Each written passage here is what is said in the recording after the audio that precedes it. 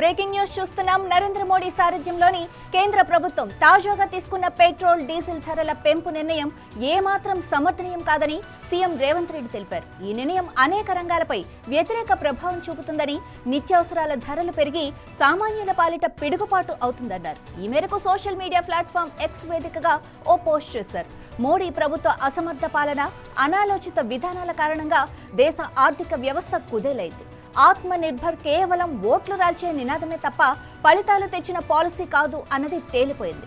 చిన్న మధ్య తరహా పరిశ్రమలు దెబ్బతిన్నాయి. యువత ఉపాధికి గ్యారంటీ లేని పరిస్థితి దాపురించింది.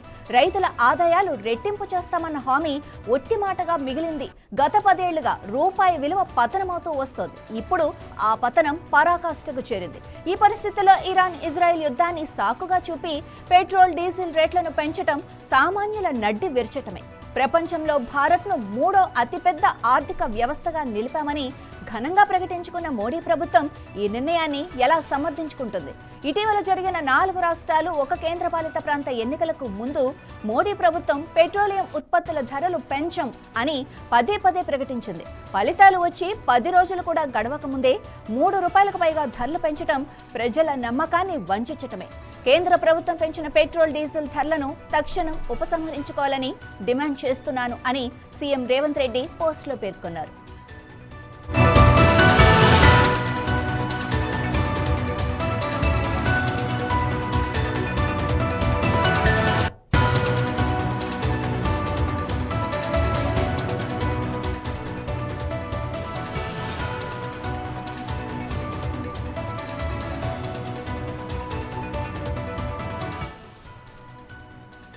నరేంద్ర మోడీ సారథ్యంలోని కేంద్ర ప్రభుత్వం తాజాగా తీసుకున్న పెట్రోల్ డీజిల్ ధరల పెంపు నిర్ణయం ఏమాత్రం సమర్థనీయం కాదని సీఎం రేవంత్ రెడ్డి తెలిపారు.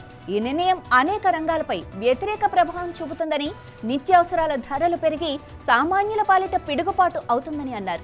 ఈ మేరకు సోషల్ మీడియా ప్లాట్ఫామ్ ఎక్స్ వేదికగా ఓ పోస్ట్ చేశారు. మోడీ ప్రభుత్వ అసమర్థ పాలన, అనాలోచిత విధానాల కారణంగా దేశ ఆర్థిక వ్యవస్థ కుదేలైంది. ఆత్మ నిర్భర్ కేవలం ఓట్లు రాల్చే నినాదమే తప్ప ఫలితాలు తెచ్చిన పాలసీ కాదు అన్నది తేలిపోయింది. చిన్న మధ్య తరహా పరిశ్రమలు దెబ్బతిన్నాయి. యువత ఉపాధికి గ్యారంటీ లేని పరిస్థితి దాపురించింది. రైతుల ఆదాయాలు రెట్టింపు చేస్తామన్న హామీ ఒట్టి మాటగా మిగిలింది. గత 10 ఏళ్లుగా రూపాయి విలువ పతనమవుతూ వస్తోంది. ఇప్పుడు ఆ పతనం పరాకాష్ఠకు చేరింది. ఈ పరిస్థితుల్లో ఇరాన్ ఇజ్రాయెల్ యుద్ధాన్ని సాకుగా చూపి పెట్రోల్ డీజిల్ రేట్లను పెంచడం సామాన్యుల నడ్డి విరచటమే. ప్రపంచంలో భారత్ను 3వ అతిపెద్ద ఆర్థిక వ్యవస్థగా నిలిపామని ఘనంగా ప్రకటించుకున్న మోడీ ప్రభుత్వం ఈ నిర్ణయాన్ని ఎలా సమర్థించుకుంటుంది? ఎన్నికలకు ముందు మోడీ ప్రభుత్వం పెట్రోలియం ఉత్పత్తుల ధరలు పెంచం పదే ప్రకటించింది. ఫలితాలు వచ్చి పైగా ధరలు పెంచడం ప్రజల నమ్మకాన్ని వంచటమే. కేంద్ర ప్రభుత్వం పెంచిన పెట్రోల్ డీజిల్ ధరలను తక్షణమే ఉపసంహరించుకోవాలని పోస్టులో పేర్కొన్నారు. విషయానికి సంబంధించి మరింత సమాచారం మా ప్రతినిధి సిఎస్ఆర్ అందిస్తారు. సార్ చెప్పండి, అసలు రేవంత్ రెడ్డి పోస్ట్ వెనకాతల ఏంటి? అంటే ఈ రేట్లు తగ్గించే ఆలోచన ఏమైనా ఉందా? రేట్లు తగ్గించడం అనేది రేవంత్ రెడ్డి చేతిలో లేదు. కేంద్ర ప్రభుత్వం, ఆయిల్ కంపెనీలు కలిసి నిర్ణయం తీసుకోవాలి. రేట్ అంశం పెంచేదైనా తగ్గించేదైనా కానీ కేంద్రం తీసుకోవాలి. కాకుంటే రాష్ట్ర ప్రభుత్వం మాత్రం స్టేట్ జిఎస్టీ ప్రజల మీద భారం కొద్దిగా తగ్గుతుంది. పూర్తి స్థాయిలో రేట్లు తగ్గించడం, ధరలు తగ్గించడం అనేది రాష్ట్ర ప్రభుత్వం చేతిలో లేని పని అది. అయితే కేంద్ర ప్రభుత్వం పైన రేవంత్ రెడ్డి దానికి మాత్రం చాలా బలమైనటువంటి కారణాలు ఉన్నాయి. ఎందుకంటే రాష్ట్రంలోనే కాకుండా దేశంలో ఉన్నటువంటి అన్ని వర్గాల ప్రజలు ముక్త కంఠంతో పెంచినటువంటి పెట్రోలర్లని ముక్త కంఠంతో వ్యతిరేకిస్తున్నారు, గర్హిస్తున్నారు, ఆందోళన చేస్తున్నారు, చాలా బాధపడుతున్నారు అనేటువంటి అంశాలని రేవంత్ రెడ్డి తన ఘాటైనటువంటి ఎక్స్ పోస్ట్ లో చాలా తెలియజేయడం జరిగింది. అంతేకాకుండా కేంద్ర ప్రభుత్వానికి తన ఒక స్ట్రాంగ్ మెసేజ్ ని ఇవ్వాలని చెప్పి కృతనిశ్చయంతోనే ఈ విధంగా సమర్థ పాలనని కూడా చాలా గట్టి విమర్శించడం జరిగింది. ఎందుకంటే ఆర్థిక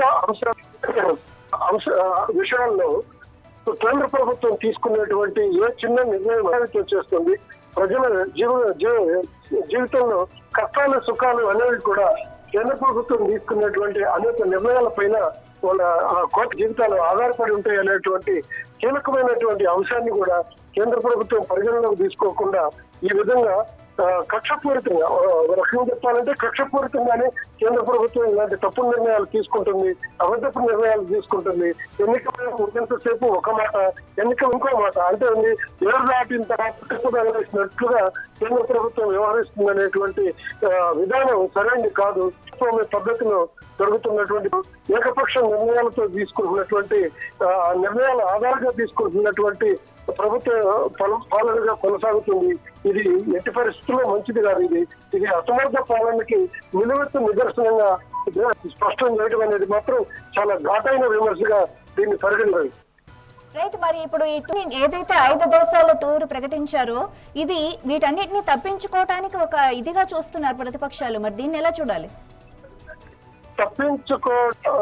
అంటే కేంద్ర ప్రభుత్వం ఈ క్రైసిస్ నుంచి బయటపడడానికి, తప్పించుకోవడానికి వేరే మార్గం లేదు.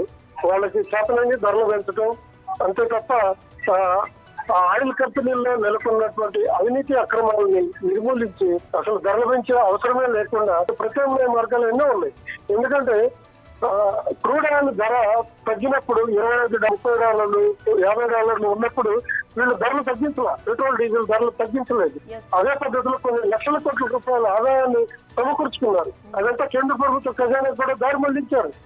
అలాంటప్పుడు ప్రజలు ఎదురుతల ఏదో అవకాశం వచ్చినప్పుడు చూద్దాం అనే పద్ధతిలో ఉన్నారు తప్ప ప్రజలు ₹100 వసూలు చేసుకున్నటువంటి కేంద్ర ప్రభుత్వం కంపెనీలు కానీ ఇప్పుడు కష్టకాలంలో ప్రజలను ఆదుకోవడానికి ముందుకు రావాల్సినటువంటి ప్రభుత్వం ఆ పని చేయకుండా అక్కడ ధరలు మారిపోయినాయి, రోజుకి ₹1000 కోట్ల నష్టం వస్తుంది, నెలకు ₹1000 కోట్ల నష్టం వస్తుంది అని చెప్పి ఈ దొంగలకలన్నీ చూపించి ధరలు పెంచుకొని పరోక్షంగా ప్రభుత్వ ఖజానాకి నింపుకోవడానికి లక్షలాది కోట్ల రూపాయలు నింపుకోవడం, లక్షలాది కోట్ల రూపాయలని అరువులకి దారులు మళ్లించుకొని ఇలా అదానీలకో అంబానీలకో పార్టీకి లేకపోతే మోడీ గారికి అరువు శిష్యులు గారి అనుచరులకి ఏదో ఒక స్కీములు అందించే కార్యక్రమం చేస్తున్నారనేటువంటి విమర్శలు మాత్రం చాలా తీవ్ర స్థాయిలో ఉన్నాయి.